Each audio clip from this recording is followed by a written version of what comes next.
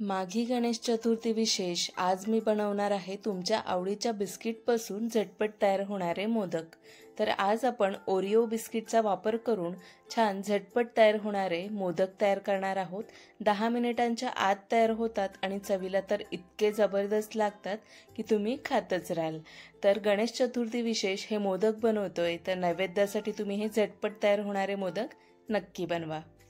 मोदक बनवण्यासाठी इथे मी असे छोटे 2 ओरिओ बिस्किटचे पुडे घेतलेले आहेत। तर हे आपण एका बाउलमध्ये काढून घेऊया। जर तुम्हाला मोदक जास्त प्रमाणात बनवायचे असतील तर इथे बिस्किट्सचं प्रमाण तुम्ही वाढवू शकता। एवढ्या बिस्किट्समध्ये साधारण मोठ्या आकाराचे 3 मोदक इथे तयार होतील आणि लहान आकाराचे 6 मोदक तयार होतील। आता आपल्याला प्रत्येक बिस्किटमध्ये जी क्रीम आहे ती वेगळी करून घ्यायची, एका प्लेटमध्ये काढायची। या क्रीम पासून आपण स्टफिंग तयार करणार आहोत। हे मोदक बनवायला जास्त खर्चिक नाहीये, त्यासोबतच चवीला एकदम भन्नाट लागतात। इथे आपण मिल्कमेड सुद्धा वापरणार नाही आहोत। घरी उपलब्ध असलेल्या साहित्यांमधून हे मोदक तयार होतात। तर आता इथे मी सर्व क्रीम बाजूला करून घेतलेली आहे। आता हे बिस्किट आहेत उरलेले, त्याचे असे तुकडे करून घेऊया आणि याची पावडर तयार करून घेणार आहोत। तुकडे करून घेतल्यामुळे हे पटकन वाटले जातात, बारीक होतात। तर आता हे बिस्किट्स मिक्सरच्या भांड्यामध्ये काढून घेऊया आणि पावडरमध्ये हे वाटून घेऊया। महत्त्वाचं म्हणजे कमी खर्चामध्ये आणि झटपट हे तयार होतात, वेळ सुद्धा भरपूर लागत नाही। तर एखाद्या वेळेस तुम्ही असे हे ट्राय करू शकता, कारण उकडीचे मोदक, मावा मोदक हे तर आपण बनवतच असतो, पण हे मोदक सुद्धा नक्कीच ट्राय करून पहा। आता ही तयार केलेली पावडर मी एका बाउलमध्ये काढून घेतली आणि त्यात 1 छोटा चमचा साजूक तूप घातलेला आहे। त्यासोबतच इथे घालूया 3 ते 4 चमचे दूध।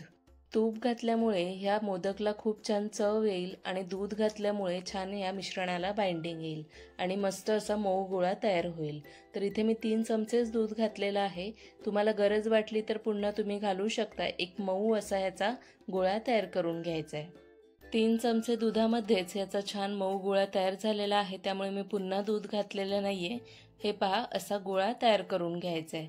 तर आता आपण स्टफिंग सुद्धा तयार करून घेऊया। स्टफिंगसाठी आपण जी क्रीम बाजूला केलेली त्याच्यामध्ये आपल्याला डेसिकेटेड कोकोनट घालायचं आहे। सुरुवातीला मी 3 चमचे डेसिकेटेड कोकोनट घालते आणि या मिश्रणामध्ये मी मिक्स करून घेणार आहे। जर तुमच्या घरात डेसिकेटेड कोकोनट नसेल तर सुकं खोबरं जे असेल त्याच्यावरची साल सोलून घ्यायची आणि बारीक बारीक तुकडे करून मिक्सरला फिरवून घ्यायचं आणि मग ते हलकंसं भाजून घ्यायचं खोबरं, आणि मग तुम्ही ह्यात घातलं तरीही चालेल।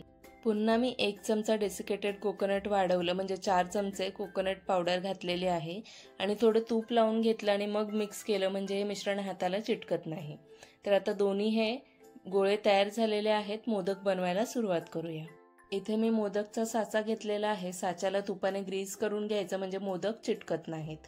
आता जसे उकडीचे मोदक आपण तयार करतो तेव्हा आपण पीठ आधी ह्यात भरून घेतो, तशाच पद्धतीने हे बिस्किटचं मिश्रण घ्यायचंय आणि साच्याला बाजूने व्यवस्थित लावून मधोमध स्टफिंगसाठी थोडी जागा ठेवायची।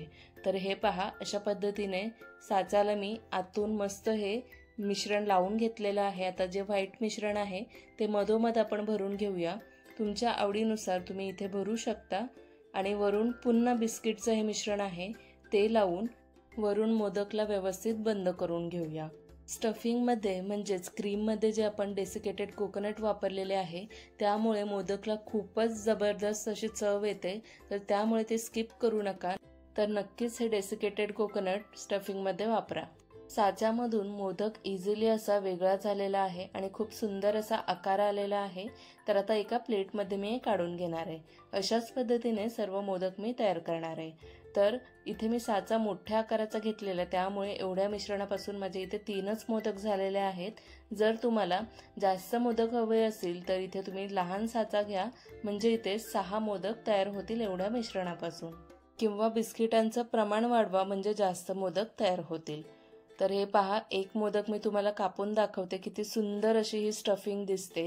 जे आपण स्टफिंग केलेली आहे ती जितकी सुंदर दिसते ना, तितकेच हे मोदक चवीला भन्नाट झालेले आहेत।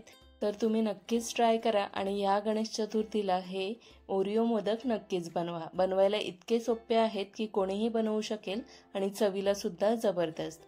तर कशी वाटली आजची ही गणेश चतुर्थी विशेष रेसिपी नक्की कमेंट करून कळवा।